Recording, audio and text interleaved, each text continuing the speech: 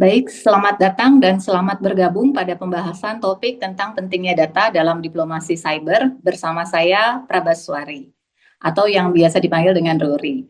Dalam kesempatan ini, kita akan membahas bagaimana data berperan sebagai aset strategis dalam hubungan internasional dan tantangan yang dihadapi Indonesia dalam pengelolaan data. Di era digital saat ini, data menjadi aset strategis yang setara dengan kekuatan ekonomi, politik, dan keamanan global. Negara-negara besar seperti Amerika Serikat, China, dan Uni Eropa memanfaatkan data untuk memperkuat posisi strategis, mengatur kebijakan lintas batas, hingga menyelesaikan konflik cyber. Data juga bisa menjadi alat maupun target serangan dalam konflik modern. Pengelolaan data internasional menghadirkan tantangan besar terkait perbedaan pendekatan dalam kebijakan perlindungan data antar negara. Sebagai contoh, Uni Eropa memiliki General Data Protection Regulation atau GDPR sebagai standar dalam pemrosesan data pribadi. Amerika Serikat dengan California Consumer Privacy Act atau CCPA yang memberikan warga negara hak untuk membatasi penggunaan data mereka oleh perusahaan. Di sisi lain, pendekatan yang berbeda dilakukan oleh India dan China yang lebih menekankan pada pengawasan data oleh pemerintah. Isu kedaulatan data seperti kebijakan data localization serta ketimpangan pengelolaan data antara negara maju dan berkembang juga menjadi tantangan dalam mewujudkan upaya tata kelola arus data lintas batas global. Oleh karena itu, diplomasi cyber menjadi hal yang penting dalam mengelola isu global terkait data serta membangun kepercayaan antar negara di ruang digital.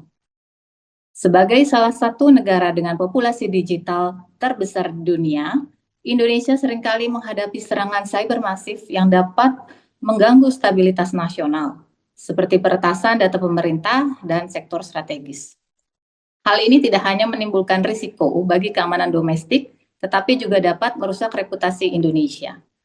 Menyikapi hal ini, Indonesia telah melakukan upaya nasional, di antaranya pengesahan Undang-Undang 27 tahun 2022 tentang perlindungan data pribadi dan kebijakan data localization untuk meningkatkan kontrol atas data strategis. Selain itu, Indonesia juga aktif dalam forum internasional seperti G20 dan ASEAN untuk mendorong regulasi global yang inklusif.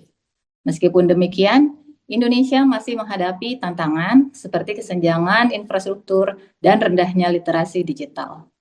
Di sisi lain, Indonesia juga masih perlu memperkuat posisinya dalam diplomasi cyber global untuk menjaga kedaulatan dan membangun kerjasama internasional. Untuk membahas masalah ini lebih lanjut, saat ini telah hadir bersama kita Bapak Deputi 3 Bidang Keamanan Siber dan Sandi Pemerintahan dan Pembangunan Manusia Badan Siber Sandi Negara, Bapak Dr. Sulistyo SSI STMSI. Selamat datang Bapak. Terima kasih Mbak Ruri. Siap, terima kasih atas perkenan kehadirannya.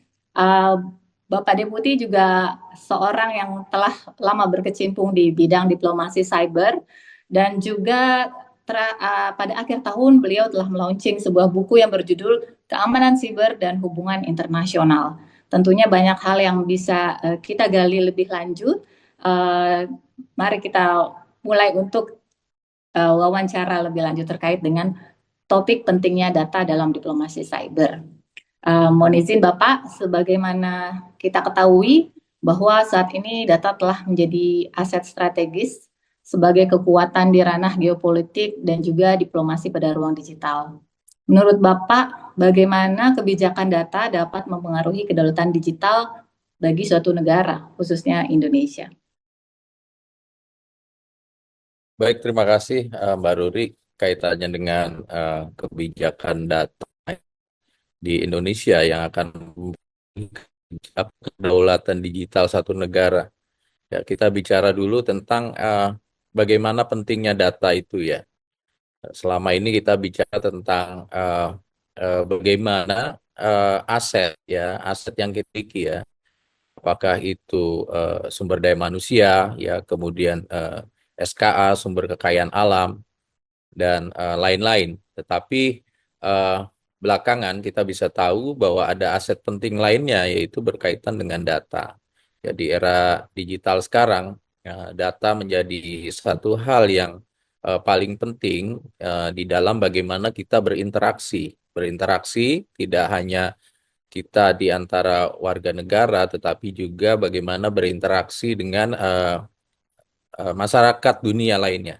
Dan di dalam data itu kemudian juga muncul banyak turunan-turunan ya, turunan-turunan kaitannya dengan bagaimana data itu kemanfaatannya untuk keekonomian ya. Kita bisa lihat ya bagaimana kemudian kebutuhan-kebutuhan data itu menjadi penting tidak hanya bagi korporasi swasta ya, swasta multinasional maupun juga yang ada di Indonesia tentang bagaimana mereka membutuhkan data itu untuk memberikan layanan ya.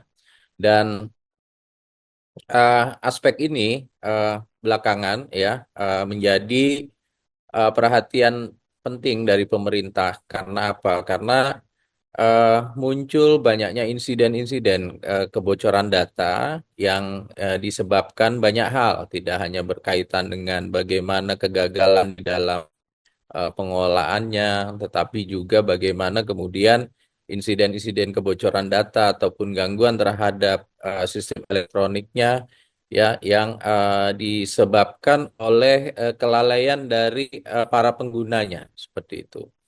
Nah, kaitannya dengan hal ini tentu kembali lagi kenapa menjadi aset yang penting ya, menjadi aset yang penting yang berhubungan dengan kedaulatan digital. Ya, kalau kita bicara kedaulatan kan kita bicara bagaimana kontrol dalam hal ini negara ya terhadap segala sesuatu yang ada di dalamnya. Ya, kalau kita bicara kedaulatan kan seperti itu. Tetapi ini berbeda di ruang siber. Nah, ruang siber inilah kemudian data itu yang kemudian ditransaksikan. Ya, kita bicara tentang infrastruktur misalnya. Ya, infrastruktur di mana data berjalan di dalamnya. Infrastruktur yang dikembangkan kemudian muncul internet yang menjadi backbone dalam pertukaran data itu eh, peran dari negara tidak signifikan. Saya katakan tidak signifikan kenapa? Karena infrastruktur digital, infrastruktur telekomunikasi yang ada di negara kita masih sangat bergantung kepada infrastruktur yang disiapkan oleh pihak non-negara, Ya. seperti di infrastruktur fisik TIK dari kabel laut ya, kemudian infrastruktur pendukung lainnya. Ya, ketika infrastruktur fisik di sini udah jadi, ya kabel laut jadi, ya ada eh, apa peralatan dan teknologi, kemudian di atasnya kemudian dibangun data center, aplikasi dan seterusnya. Itu peran negara tidak signifikan, ya, dibandingkan dengan peran non negara.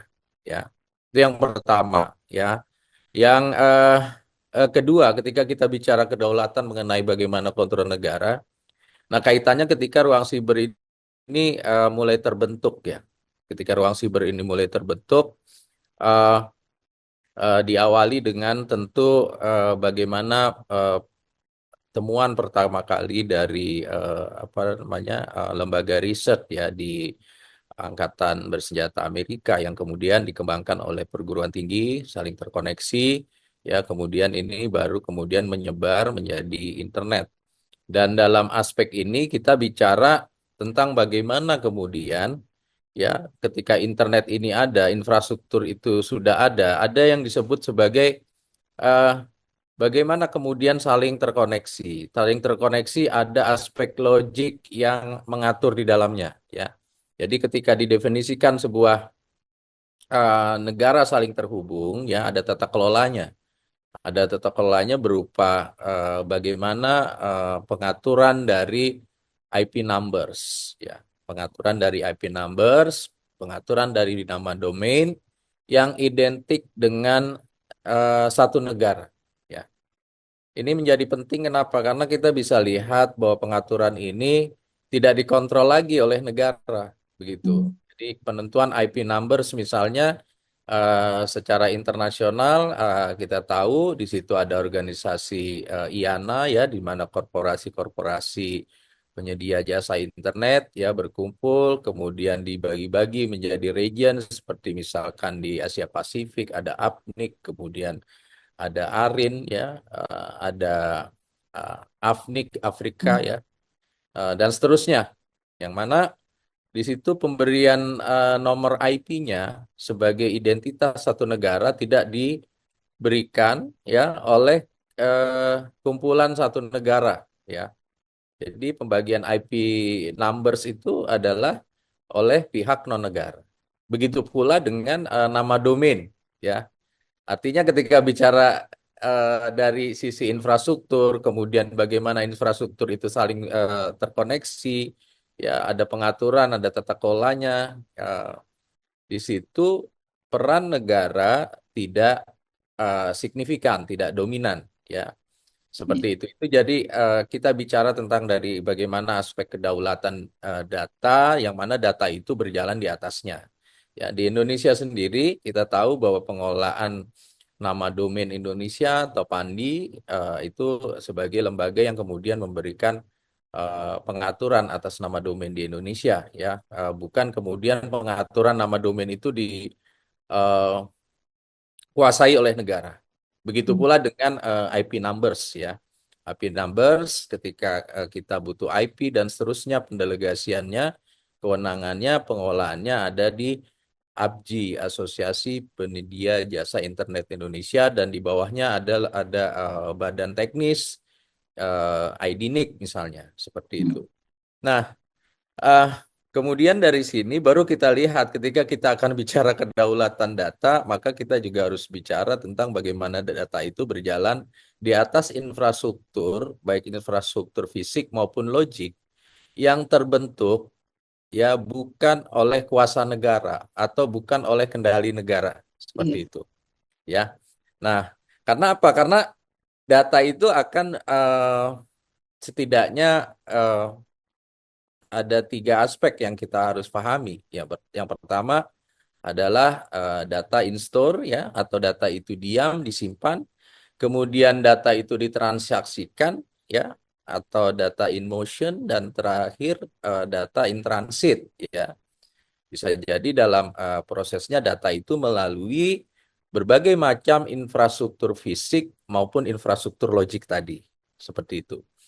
Nah, tentu bagaimana kebijakan di negara kita ya. Kalau kita bicara tadi yang pertama di infrastruktur fisik ya, kemudian di infrastruktur logik ya, pemerintah dalam hal ini eh, Kementerian Komdigi sekarang maupun BSSN yang berhubungan dengan otoritas keamanan, yang paling bisa dilakukan adalah bagaimana sisi apa namanya, dari BSSN sendiri ya, kalau saya melihat bagaimana dari sisi keamanan dari aspek fisik dan aspek logiknya tadi. Hmm. Tentang bagaimana penata kelolaannya sehingga kendali dari tiga hal tadi, yaitu kendali dari data diam, kemudian data in transit maupun data in motion, data yang bergerak, itu bisa berkesesuaian dengan standar-standar keamanan. Nah, pengaturan-pengaturannya seperti apa? Tentu kita bisa lihat dari bagaimana negara kita sudah punya Undang-Undang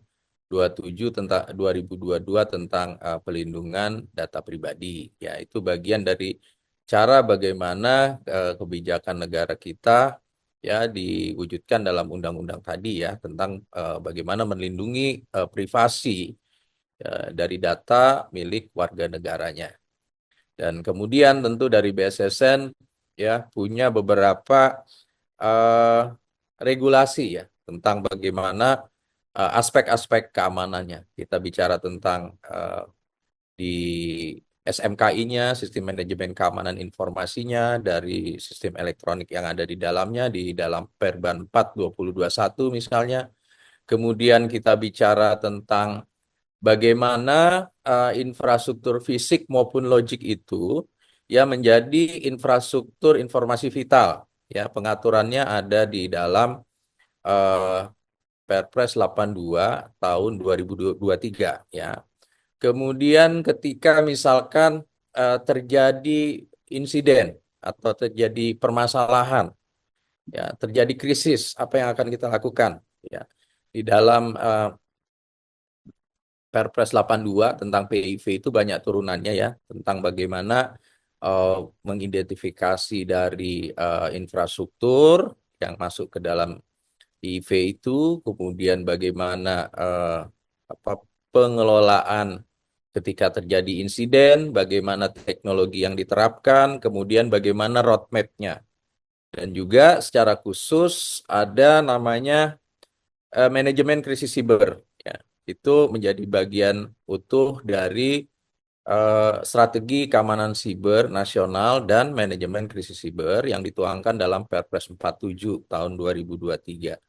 Nah, itu secara umum tentang bagaimana sebenarnya kebijakan ya dari pemerintah kita dalam menjaga kedaulatan digital ya, khususnya bagaimana pemerintah melihat sebagai data sebagai aset penting ya yang harus dilindungi ya, apakah itu data milik warga negara ataupun juga data-data yang berkaitan dengan keamanan dan ketahanan negara. Begitu Mbak Ruri, kira-kira pandangan saya. Baik, Pak Deputi, terima kasih atas penjelasan yang sangat komprehensif.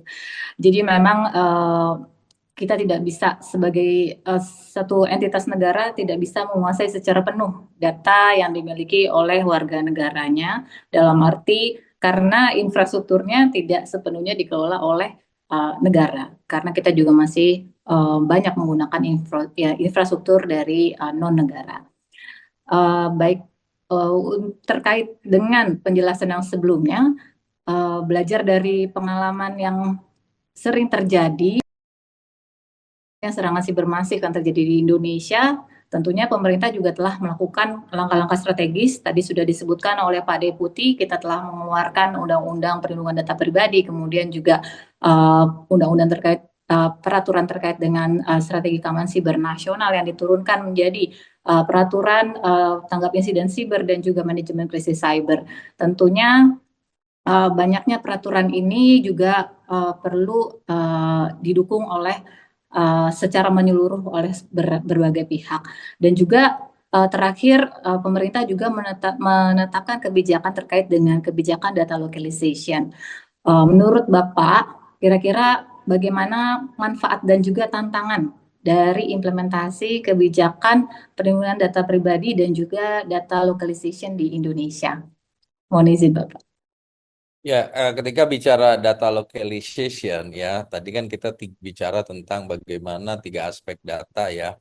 Yang pertama data in-store, ya data disimpan, kemudian data yang transit, kemudian data yang bergerak ya, yang dipertukarkan. Nah, itu kaitannya dengan bagaimana ya kebijakan dari data localization ini ya, itu memang ada satu keharusan bahwa data pengguna ya satu negara itu disimpan dan diproses di dalam negaranya seperti itu. Nah, tetapi memang ya kalau kita baca di regulasi yang baru, memang penekanannya memang ke arah situ, tetapi tidak eh, apa namanya tidak terbatas ya, tidak terbatas dalam arti harus memenuhi kriteria-kriteria yang diatur di dalam Undang-Undang PDP itu. Karena ketika bicara data yang dipertukarkan ya tentu ada beberapa aspek yang harus pertama ketika subjek data ya itu dikelola sesuai dengan eh, kesepakatan ya bahwa data itu as is digunakan hanya untuk kepentingan dari apa layanan tersebut akan digunakan ya. Nah, berangkat dari situ tentu ketika data dipertukarkan ya ada beberapa hal yang biasanya berlaku ya. Eh, Biasanya kesepakatan antar pihak ya itu dalam klausal kontrak ya ada kesepakatan di dalam kontrak yang disepakati. Nah, menariknya begini, ini bicara dari ini ya pengalaman dan kenyataan yang ada. Ya, ketika kita misalnya mengakses layanan-layanan yang free, yang gratis, ya, atau aplikasi-aplikasi apapun, ya, itu selalu di dalam term and condition atau syarat dan ketentuan di dalam aturan-aturan yang akan disepakati antara calon pengguna dengan pemberi layanan, itu biasanya ada banyak banget catatan-catatan ya, bahwa misalkan kaitannya dengan data ya, data yang eh, saya dapatkan ketika Anda memakai sistem kami menggunakan aplikasi ini, seperti misalkan nama ya, kemudian aktivitas dari gadget ya, WiFi connection apa saja, kemudian positioning dan seterusnya dan seterusnya dan seterusnya. Dan itu biasanya panjang banget dan biasanya calon pengguna malas membaca ya, malas membaca.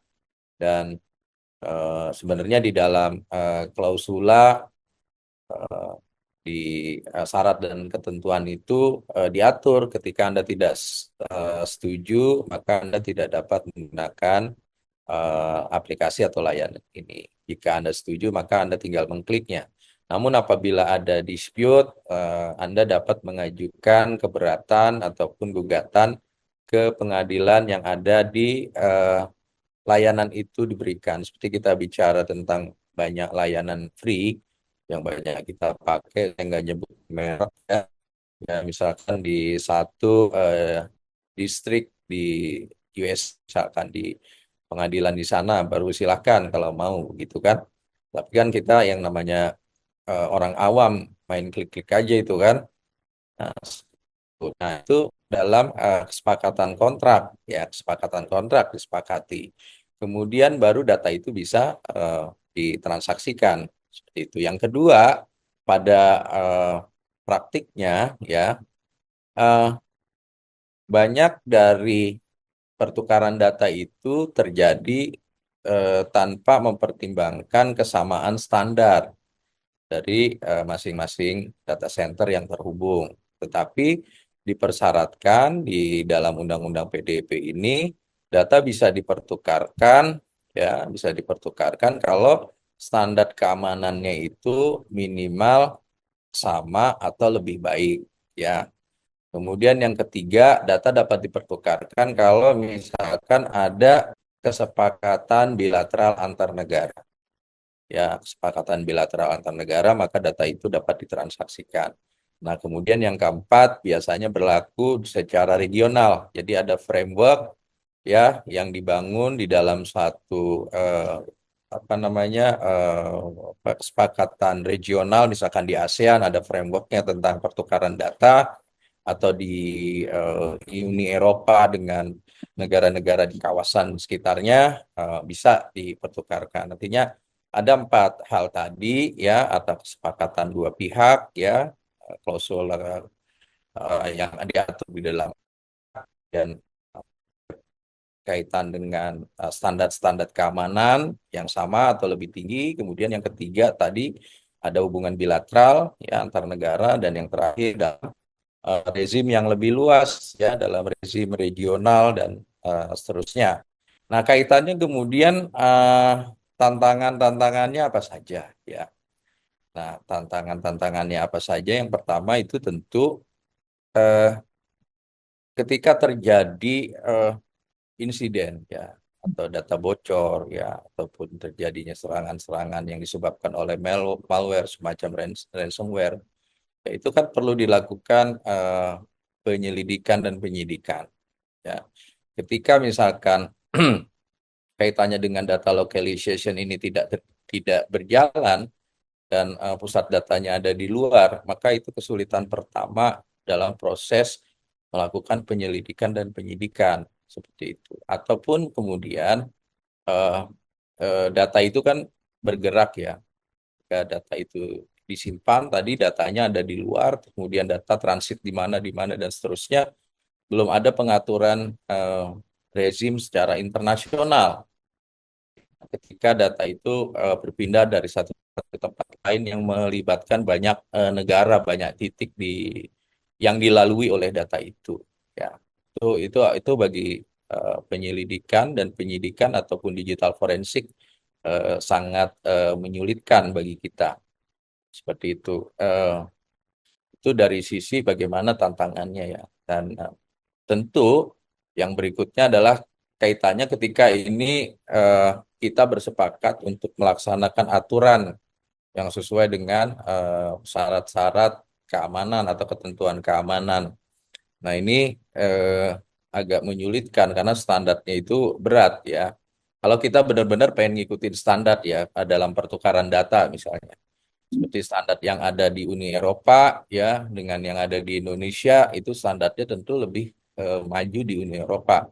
Walaupun kita telah sebagian besar sudah bisa berkesesuaian dengan standar internasional yang berlaku, tetapi eh, belum terlalu masif seperti yang ada di Uni Eropa misalnya. Jadi dari sisi standar keamanan itu tantangannya ya ketika nanti ada pertukaran data seperti itu. Dan yang ketiga adalah tantangan dari implementasi dari Undang-Undang PDP ini. Sampai dengan sekarang di Indonesia belum ada Badan Pengawas Perlindungan Data Pribadi atau otoritas pengawas sebagai sebagai apa? Sebagai otoritas yang mengawasi ya. Karena kan nanti yang terlibat tidak hanya dari swasta ya, dari warga negara, tetapi juga dari pemerintah ya.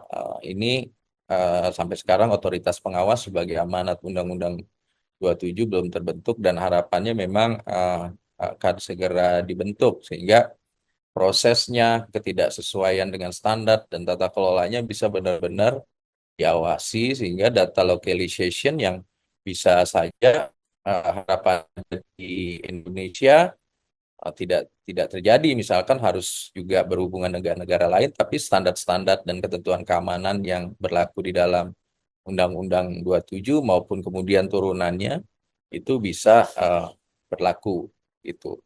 Dan kaitannya juga dengan apa namanya kemanfaatan lainnya ya, kemanfaatan lainnya juga kita bisa lihat bahwa tentu ketika data ditransaksikan ini akan sangat mendorong tentang bagaimana perekonomian akan meningkat ya. Kenapa? Karena tentu data yang ditransaksikan ini data yang apa namanya yang digunakan di dalam berbagai macam aktivitas keekonomian dapat betul-betul eh, aman ya, dapat betul-betul aman. Kemudian ketika terjadi masalah, terjadi insiden, ada proses-proses yang cepat dilakukan mitigasinya sehingga menimbulkan kepercayaan publik. Ya, kepercayaan publik tumbuh, kemudian kepercayaan investor asing untuk bisa menginvestasikan kapitalnya ke Indonesia untuk membangun data center dan seterusnya.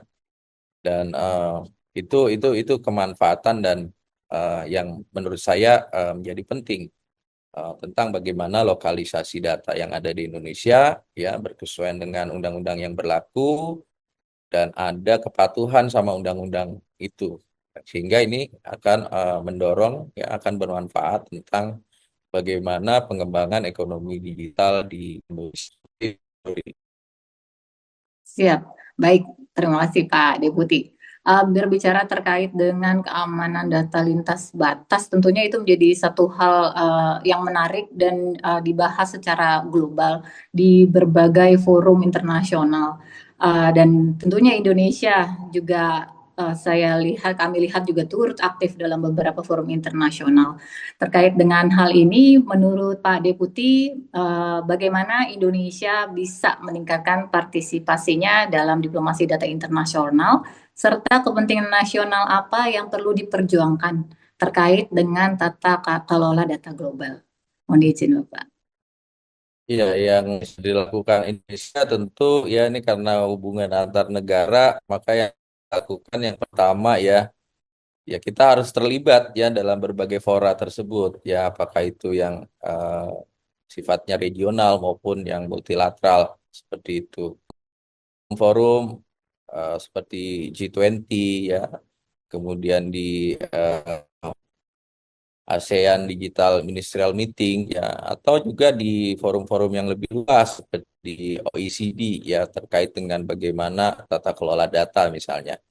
Kemudian juga tentu yang paling penting sih sebenarnya disiapkan dulu ya tentang Undang-Undang 27 dan bagaimana pelaksanaannya di Iya. Indonesia ya, dengan berbagai macam apa kelengkapan-kelengkapannya ya. Ya di situ ada undang-undang, ada turunan-turunannya atau regulasinya, kemudian ada badan pengawas seperti itu. Dan kalau itu kemudian ini baik, tumbuh, itu akan menjadi bekal kita sebenarnya pada saat kita misalkan Hmm. menjadi mediator ya dalam apa namanya pembuatan regulasi-regulasi yang masuk di forum yang lebih luas, apakah itu di apa, ASEAN ataupun di rezim yang luas di rezim internasional tentang bagaimana pertukaran data yang ada di dunia begitu.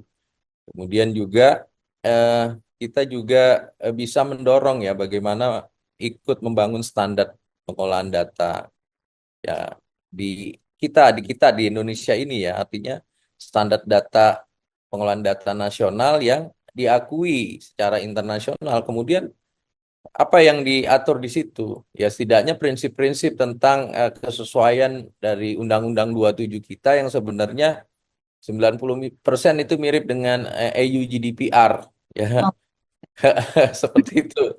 Kalau saya baca ya, kebetulan saya juga pernah ikut sertifikasi dari eh, EU GDPR, jadi sedikit memahami ya tentang bagaimana tata kelola data ya, seperti itu yang ketika saya bandingkan dengan Undang-Undang 27 ini mirip-mirip ya, miripnya 90% gitu loh. Ya. Nah, tentu kaitannya dengan itu ya, membangun standar di bagaimana pengolahan data di Indonesia yang sesuai dan bukan sesuai ya, tetapi setidaknya mengikuti kriteria-kriteria keamanan sehingga tidak ada keraguan ya, tidak ada keraguan negara lain ya ataupun kumpulan negara dalam region tertentu untuk bisa kemudian bertukar data gitu. Gitu. Nah, ini artinya kita sedikit mengadopsi ataupun juga kalau lebih standarnya lebih bagus, lebih baik kan ketika kita bicara dengan pihak lain ya. Kemudian kepentingan nasional kita di situ tentu ada dong karena ya kita sendiri yang menentukan standar-standar yang ada di Indonesia yang berkesesuaian ataupun juga bisa jadi lebih baik ya. Jangan sampai kemudian standar yang kita kembangkan ya kemudian justru memberikan ruang ya kepada siapa, kepada eh, provider standar itu sendiri gitu. Jadi ada banyak banget kan, ada ISO, ada standar-standar data segala macam, kita juga punya SNI tentunya ya. Dan harapannya ini prosesnya jangan juga terlalu berbelit ya hmm. ketika peran serta swasta ya untuk bisa berkesesuaian dengan standar, tetapi prosesnya jelimet, lama dan mahal gitu ya. Ini yang menurut saya jadi permasalahan tersendiri ya. Kemudian juga yang penting lainnya adalah kaitannya dengan bagaimana kita membangun kemitraan, kemitraan antara siapa ya, antara stakeholder berkaitan dengan data governance itu ya. Hmm.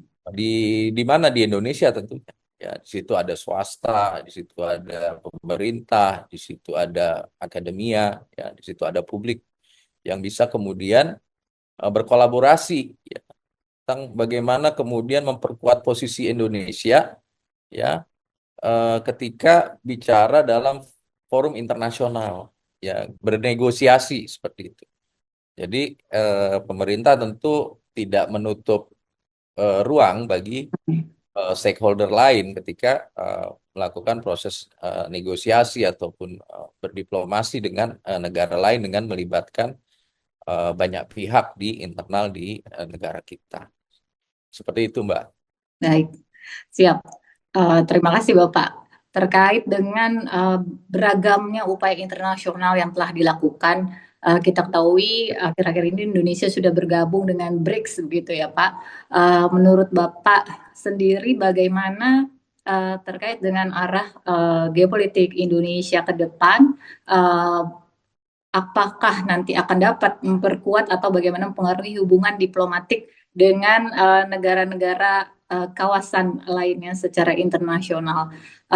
Dapatkah Bapak memberi gambaran terkait dengan perspektif hubungan diplomatik Indonesia dengan negara lainnya, mohon izin? Ya, ini pertanyaannya pertanyaan kekinian ya karena bawa BRIC gitu kan.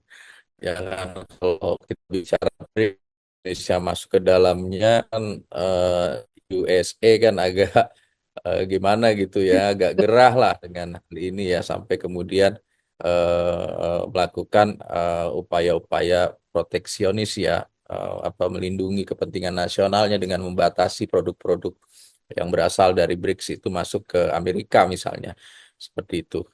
Ya ini menurut saya memang ini kita bicara dari konteks data ya, ya Iya, konteks iya. data ya, konteks data ya tentang bagaimana kemudian ini menjadi aset kita yang kemudian tentu karena ini aset ya, tentu tanggung jawab dari pemerintah atau negara wajib melindungi begitu kan. Hmm. Nah, ini juga kalau kita bicara secara lebih luas karena ini aspek geopolitik ya, tentu eh, eh, kita harapkan ya dengan market kita yang luas, yang tanda kutip ketika bicara market kita yang luas ini kita bicara data yang banyak yang dimiliki oleh warga negara kita dan menjadi tentu incaran dari kepentingan asing untuk masuk ya, ya. Ini tentu kita bicara juga tentang eh, bagaimana data menjadi bagian dari soft power kita, gitu ya. Menjadi bagian dari soft power.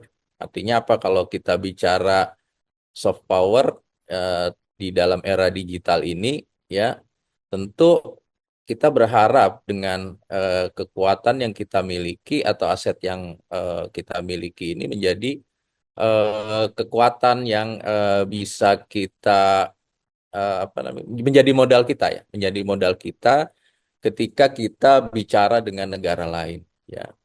Ya. Seperti itu ya. Kemudian juga tentu eh, ketika kita bicara dari sisi soft power ini kita harus bisa memanfaatkannya buat kepentingan negara kita. Kalau ya memang sih banyak diskursus ya seperti bagaimana soft power ini kemudian kita manfaatkan betul untuk kepentingan nasional ya, seperti bagaimana kita bicara tentang eh, hal-hal yang positif ya dari negara kita seperti itu, tentang bagaimana kita jualan ya, kita kan kita bicara jualan dari aset kita agar investasi masuk ke Indonesia ya, tentu juga kita bicara hal-hal lain di negara-negara tersebut. Negara lain kan juga punya menjadi pesaing kita juga begitu ya.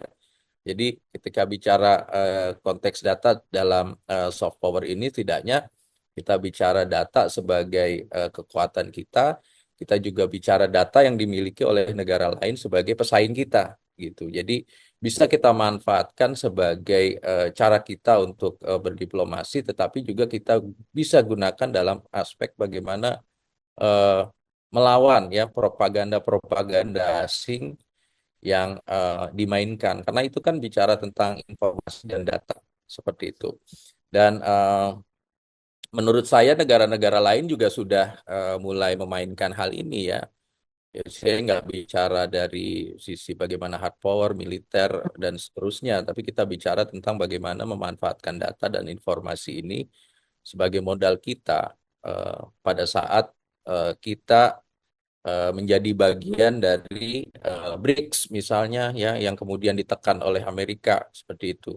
Jadi ini menurut saya perlu ke depan menjadi apa namanya pemikiran kita ya, tentang bagaimana memanfaatkan data betul-betul untuk kepentingan nasional saat kita setidaknya kan ada tiga hal tuh ya. Yang pertama yang harus kita hadapi. Yang pertama itu bagaimana kita bekerja sama ya. Kemudian yang kedua bagaimana kita berkompetisi. Yang ketiga tentang bagaimana kemudian pada titik kita harus berkonflik seperti itu kan. Itu gradasinya seperti itu. Nah, Kita bagaimana kemudian data itu bisa kita manfaatkan ke tiga hal tadi. Ya kita berharap sih nggak ada konflik ya. Tapi pada saat kita bekerja sama dengan kita masuk ke BRICS, kita masuk BRICS ternyata ada yang terganggu. Ya, ada yang terganggu di situ kan. Dalam hal ini kepentingan Barat terganggu ya. Eh, kita juga harus bisa memanfaatkan hal ini eh, tidak hanya untuk apa namanya data-data kita, tetapi juga kita harus tahu juga tentang bagaimana propaganda-propaganda yang berbasis data dan informasi yang kemudian menyerang kita. Bisa juga kita kemudian melakukan ofensif, ya ofensif tentang propaganda-propaganda itu sendiri, sehingga data itu di dalam konteks geopolitik dapat digunakan tadi untuk menghadapi tiga hal ya dalam konteks bekerja sama ya kerjasama, kemudian yang kedua eh, kita berkompetisi, dan yang terakhir pada titik di mana kita harus berkonflik seperti itu. Dan ini gradasinya kan bisa jadi eh, apa namanya antara positif dan negatif di setiap layer itu akan berbeda-beda begitu ya. Jadi bisa jadi tadinya bekerja sama tiba-tiba berkonflik ya, apakah ini menuju keseimbangan baru dan seterusnya. Jadi pandangan saya seperti itu kalau kita dihadapkan dengan bagaimana kita bicara tentang kedaulatan data dihadapkan juga dengan isu-isu geopolitik.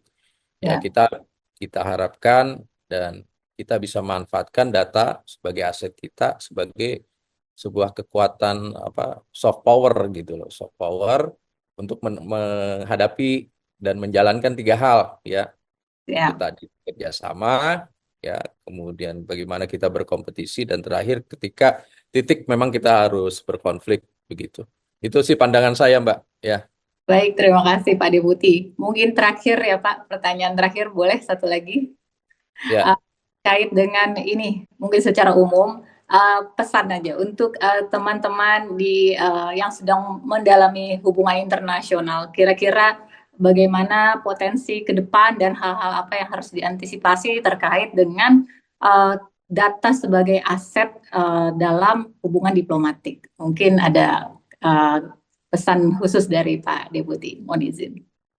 Ya, kalau kita bicara data sebagai aset ya, kemudian dihubungkan juga dengan bagaimana hubungan internasional. Ya, tentu kalau bicara hubungan internasional, kita bicara hubungan antar negara. Ya, yang paling penting adalah ketika kita berdiplomasi, data sebagai aset itu harus dilindungi. Ya, upaya-upaya diplomasi yang harus dilakukan adalah upaya untuk melindungi data yang kita miliki. Ya, how to protect our asset kan begitu. Jangan sampai kemudian aset yang kita punya dikuasai oleh orang asing, oleh negara asing seperti itu. Jadi yang paling penting di dalam hubungan internasional, aspek keamanan ya sebagai faktor yang akan digunakan ya sebagai upaya yang akan digunakan untuk melindungi eh, aset kita itu bisa betul-betul kita implementasikan, kita terapkan dengan berbagai upaya tadi. Ya, kita harus setidaknya tadi saya bilang menjalani tiga hal di kerjasama, kompetisi dan seterusnya. Ya, nah kita Ya. harus menyiapkan ini agar aset kita tidak dikuasai atau dimanfaatkan oleh kepentingan asing seperti itu. Jadi kata kuncinya adalah protecting ya our asset begitu. Jadi aset data itu yang harus kita lindungi. Seperti itu, Mbak Ruri. Baik, terima kasih Bapak atas kesediaan berdiskusi dengan kami hari ini dan juga untuk penjelasannya yang sangat komprehensif. Kami sangat mengapresiasinya. Kami sekali lagi mengucapkan terima kasih kepada narasumber kita hari ini, Bapak Dr. Sulistyo, SSI STMSI. Mohon izin, terima kasih Bapak. Ya, terima kasih Mbak Ruri. Ya. Siap. Demikianlah penjelasan dan diskusi kita hari ini. Dapat kita simpulkan bahwa dalam mewujudkan tata kelola data yang aman, inklusif, dan dapat mendorong pertumbuhan ekonomi nasional, tentunya diperlukan komitmen jangka panjang dan kolaborasi bersama antara pemerintah, sektor swasta, dan masyarakat sipil.